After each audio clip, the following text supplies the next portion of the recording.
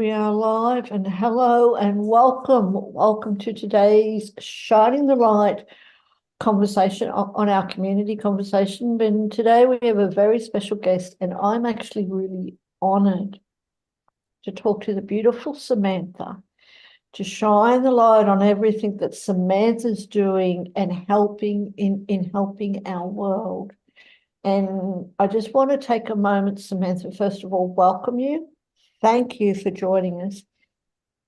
And to honor you, to really honor you in your journey and what you're doing to help people who are caregivers of others who are not so fortunate. And someone is calling somewhere. I don't know for you, and that is me, and I apologize about that. The joys of technology. We get calls without us even knowing about it sometimes. Anyway, Samantha, we're here to talk about dreaming. We're here to talk about caregiving and for caregivers not to give up on their dreams because they matter. But what I want to know, Samantha, is about you to start with. Tell us a little bit about yourself, because you've got such a wonderful history, and you've done law, you've been taught meditation and yoga and Ayurveda, and now your passion is helping caregivers. Yeah. How did you get from practicing law to where you are now? Well, firstly, thank you for the opportunity from Sacred You and from you. And yeah, it's lovely that we get to have a conversation, just the two of us. So this is how I managed to get that to happen. And I love your blues. The blues, one of my favorite. It's definitely one of my favorite colors. It's one of my brand colors as well. And yeah, I'm really enjoying seeing the blue. Yes, so I have done a number of different things, and lately I've come to realize that I probably have some neurodivergent qualities, and that means that I get very interested in something like Ayurveda, and I just devote myself entirely to it and immerse myself entirely to it. And then I wake up one day and I am absolutely not interested in that thing at all anymore. And that's happened to me with a few things. And yeah, like all the work I put into becoming a lawyer and practiced for probably 9 years. I had my own law practice. I just loved helping people like that. I loved opening doors for people that I knew were closed to the vast majority of people. And the reason I did it was firstly for myself, because I was in yoga and Ayurveda, and it was really like living in sort of la la land and not the real world. I didn't want to deal with the real world. I just wanted to be spiritual, and but it was fear really that was keeping me from doing that. So I actually took up Kung Fu at one stage, and through the body, strengthening my body, I actually felt like I was ready to go into law, because I had a law degree from way back when, but I hadn't gone into law. So I felt like I had the strength to do that now. So I did that. And then I soon realized that, well, after a few years, I realized that I didn't want to support a system that was so adversarial and very right and wrong. I mean, law is the is the pinnacle of where you say this behavior is right and this behavior is wrong. And that just didn't feel in integrity for me anymore. So I started a partnership. This was in South Africa, doing mediation and training in nonviolent communication, which is all about needs, universal needs. So the reason someone's doing something is because it meets a particular need. It's not wrong. It may not meet my needs, and it may be very conflicting. It might be conflicting with what I would like, but it's not, every behavior can be understood on the level of universal human needs. So yeah, that's a bit about my journey. Okay. Okay, and now you're helping others who are caregivers for those who are neurodivergent, who are on the autism spectrum at all different levels and stuff. So could you let us know, what was something in your life, in your journey, and maybe a moment in your journey that kind of sparked your desire to help others, to rediscover their dreams? Contribution is a universal human need, and it's one of the most, the biggest, like Tony Robbins, he says there's six needs, and contribution growth is one of those. So, just an example of my life, when I first came to Australia, I was on a tourist visa. I applied for a carer visa, and I wasn't allowed to work time, a year and a half. Uh-huh. And that really contributed to diminished mental health. And it was because I couldn't contribute to others. And I think that's, if you take away from a person like refugees that have come to the country or another country, that is just such a fundamental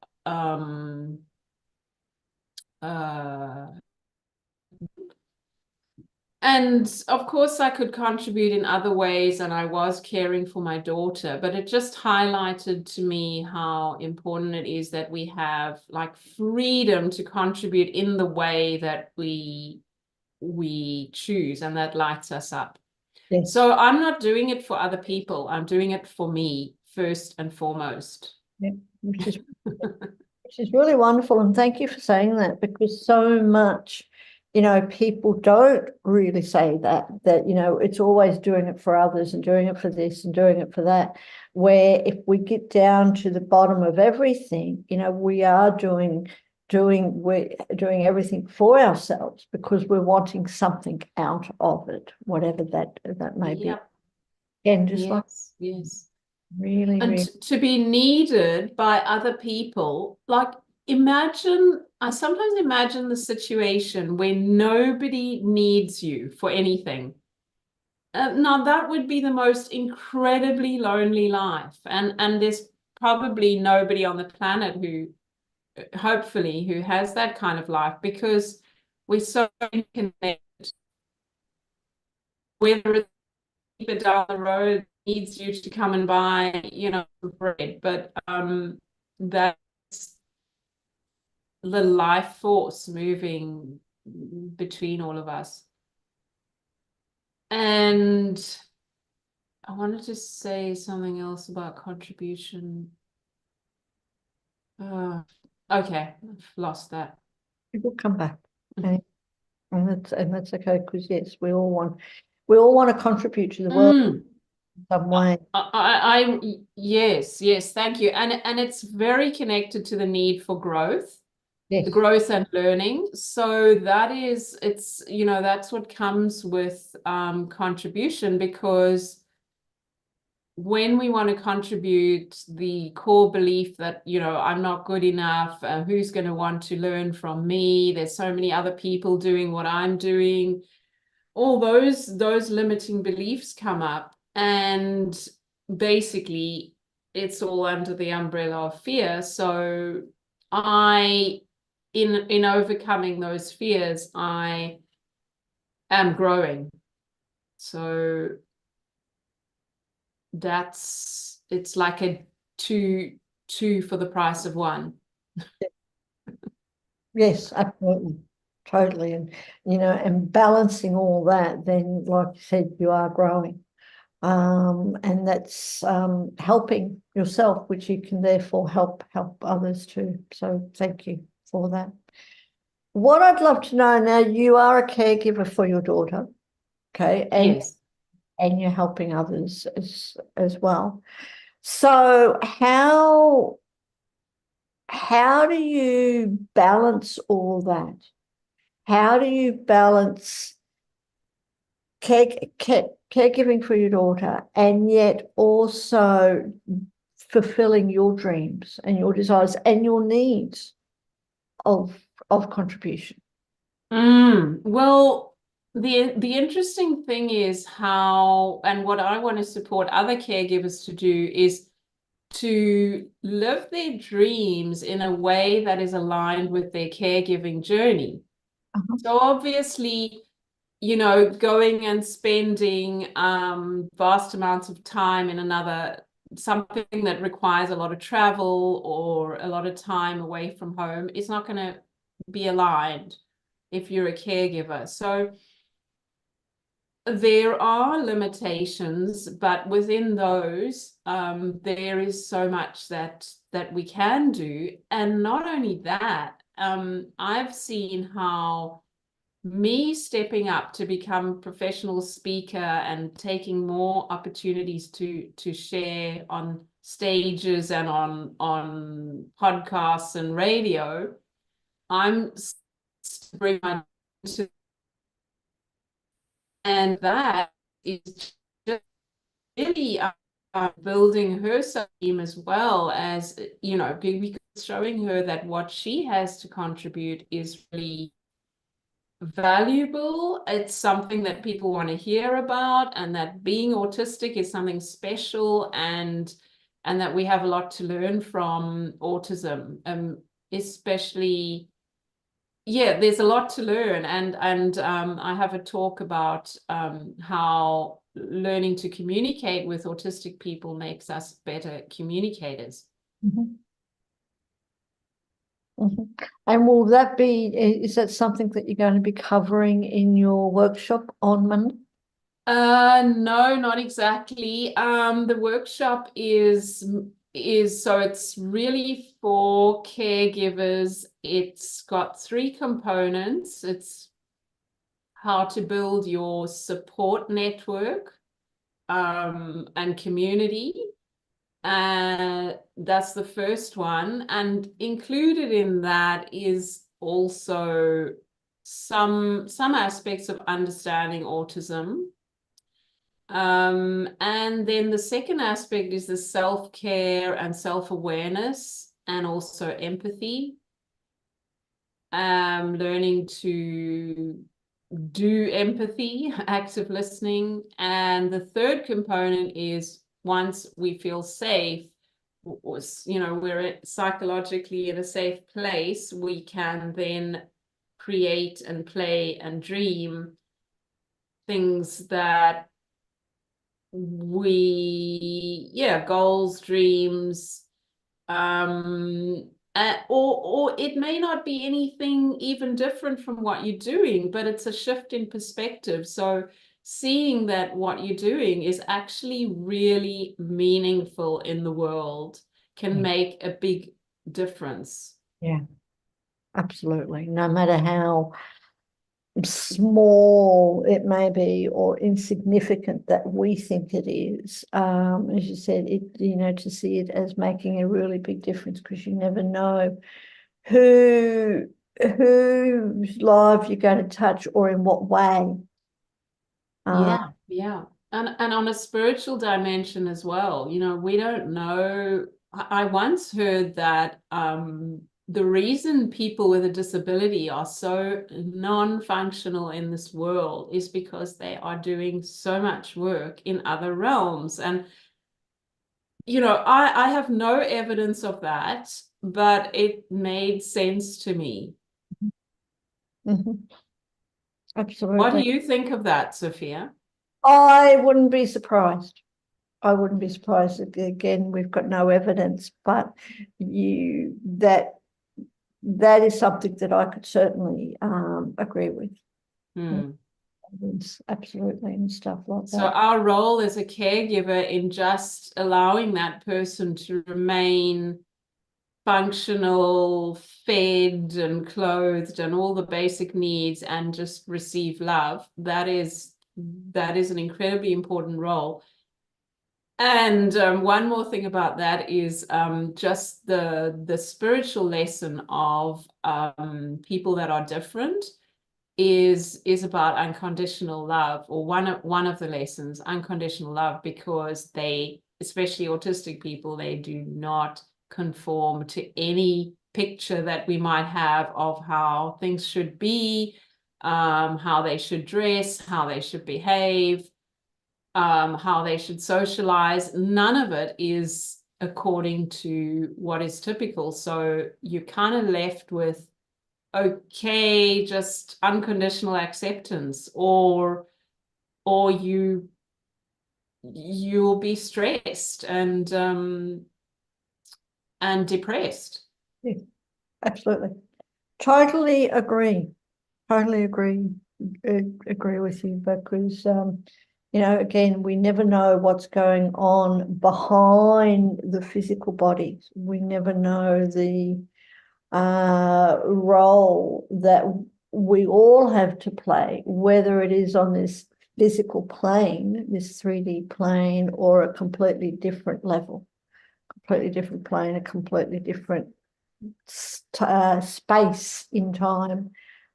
So you know, I And think the impact, yes, yeah, the impact of all of our actions, yeah. small as they may be, yeah. So tell us a bit more about this Mm. workshop. We've mentioned it. So first of all, what's Yes. the name of it and when's it on? I think the title is Autism Caregivers Boost Your Well-Being Through Community Support. Yeah. And that is because I'm focusing on aspects like social isolation, which affect caregivers, and counteracting that with connection and community, and also the well-being. Typically, carers have a lower level of well-being and health, physical health, than the average Australian. Um, and it's 90 minutes. It's a free webinar. Yeah, it's from 6 to 7:30 on this coming Monday, the 22nd. Okay, and for everyone who's watching, whether you the live or the replay, do click on those links and come and join Samantha in that workshop, because again, you know, it could be just the little tips that you give to help us maintain or help caregivers maintain a balanced life, and also not forget their own dreams, not forget themselves, because from personal experience too, there's so much in today's world for caregivers is that they forget about themselves, right? It's always giving for others. So this is a wonderful opportunity for us to get back in touch with ourselves. And thank you. And we That's right, Sophia. And by getting in touch with ourselves, I mean, we all know, the consequences of neglecting our own needs, neglecting our own health, which leads to burnout and depression, resentment about your role, and all those yucky things. And So yeah, it's again in by helping us by taking care of ourselves, by nurturing ourselves, obviously we are going to be, our role as caregivers is going to be more sustainable, more enjoyable, um and more connected. Yeah, absolutely. And that's why I just, really, and I've said it before, but really just like to honor you, because it takes a special person to not only to be a caregiver, right, which you are with your, for your daughter, but also to recognize your own needs and your own talents and help in, and they're sharing that passion, those skills in helping others. So really, really like to thank you for the contribution that you're making, Samantha, to our world. It Thank you, is Sophia. like, And back at you. thank you. What I'd love to know is, as someone who, who's navigated your personal challenges as well, and had various career changes, career shifts, what advice would you give for other caregivers who are feeling stuck in their situation? Yes, just a word before I may directly answer that. So the web, there's so many tools that I've gathered over the years of the different things I've done. And obviously I can't share those in 90 minutes. So the way to continue working with me is one-on-one as a coach, Uh-huh. specifically for carers. So I would, what's the first step? Like, what is a goal or a longing that you have? Just remembering that, and being able to visualize or imagine yourself doing that. Like for me, it would be standing up on a stage with my daughter next to me, and her sharing. Now she's incredibly shy. She's always, she's been verbal, but really struggles to, put words together and process things in the way that a typical brain does. So yeah, I have that dream. And so holding that up, and then just take the first step along the road to that. What would it look like? And that shifts how she is as well, because I'm holding that dream for both of us. Mm. Holding those dreams up and never forgetting, never putting them aside, like really keep. As wild as it might seem, and yeah, as impossible as it might seem. Mm, And then getting the support you need to keep reminding you about that dream and keep taking steps towards it. Thank you. Thank you for Mm. because sometimes we forget the power of our dreams, and even, whether they're real, like lucid dreaming, or whether we just think that it's a daydream, it's a fantasy. It's there for a reason, and if we keep that dream alive, then I really believe that one day it's going to happen. And I can see you, Samantha, standing up on stage with your daughter and being like standing in that power of that really moment of that. So I'm really looking forward for the day that happens. Mm. If I'm She not did come on the radio with me a couple of weeks ago and had just a couple of sentences. So yeah, we're already on our way. good, good. Thank All you right. so much. No problems. Now, can I ask you before we wrap up, is there any other question that I could have asked you? And how would have you answered?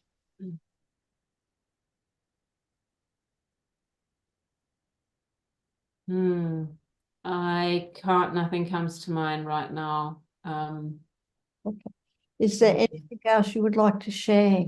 Whether it's about you and being and caregivers and not giving up their dreams, and or your program that's coming up on Monday.